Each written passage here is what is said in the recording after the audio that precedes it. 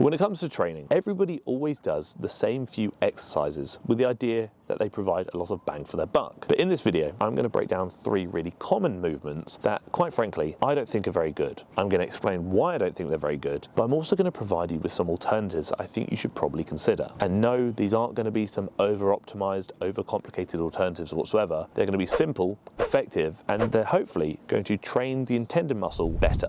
The first movement on the list is commonly referred to as the king of all leg movements, and that's the barbell squat. The barbell squat is known to train both your quads and your glutes really well. But in training your quads and your glutes, it also is very demanding on your core and very demanding on your breathing. If you want to train these things really well, you want to limit how much you're impacting or influenced by these things, being your core and your breathing. And with that, when you are training or utilizing a barbell squat, when you get closer and closer to failure, what we have to consider is which part is failing first. It's quite rare for your quads and your glutes to fail first, and actually more common for your breathing or your core to fail first. And when this happens, all you end up doing is simply take emphasis or stimulus away from these aspects, which in turn actually reduces the effectiveness of the movement, especially when considering building muscle. That being said, if you want to squat or barbell squat because it's relevant to you, you enjoy it, or your sport, absolutely. But if you really want to get the most bang for your buck when it comes to developing these areas, there's an alternative I'd probably consider. For your quads, I would consider a machine-based squat instead, a hack squat, or even a leg press maybe. When it comes to your glutes, how about considering a thrust pattern, or maybe even a glute bias leg press? That will in turn train what you wanted to train really well, but it'll also reduce your core demand and will also reduce the breathing demand, thus make it more effective for growth.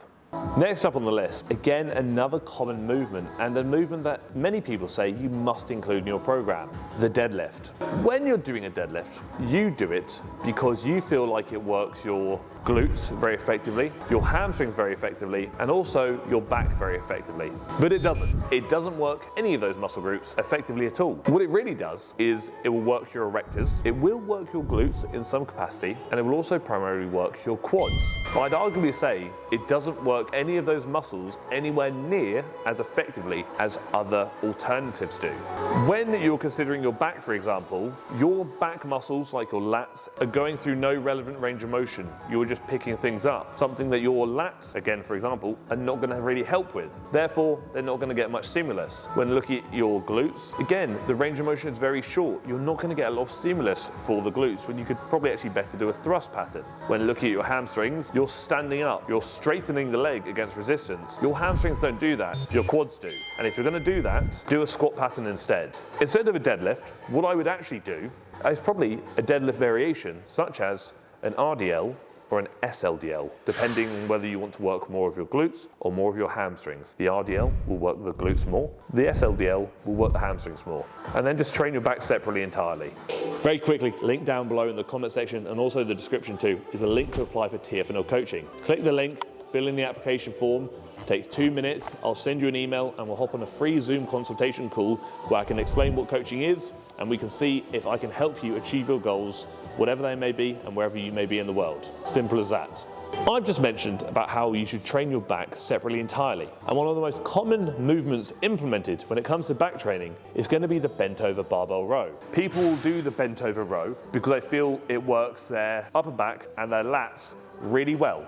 Similar to the squat, it also does other things that you probably don't want. And the big thing there is it's going to test not only your core stability, but your lower back as a whole. And with that, because your lower back and core are likely to fatigue before your back muscles, you are thus hindering or limiting how effective that movement is for your back because they're being blocked or held back by an external variable, being your lower back. How many times when you've done a barbell row have you come away from that saying, oh, my lower back feels really pumped, very tired, very fatigued? Probably more often than not. There's your prime example. You want to come away from that movement saying that either your upper back or your lats feel very tired, fatigued, and have maybe hit that point of failure without your lower back or your core in general being too heavily impacted. So to simplify it, remove the lower back entirely. You can make this better very easily by simply adding chest support. Sure, do a row variation, a machine row, a Smith machine, a barbell row, but if you bring in a chest support where you're leaning against something, you reduce the core and lower back involvement entirely, thus preventing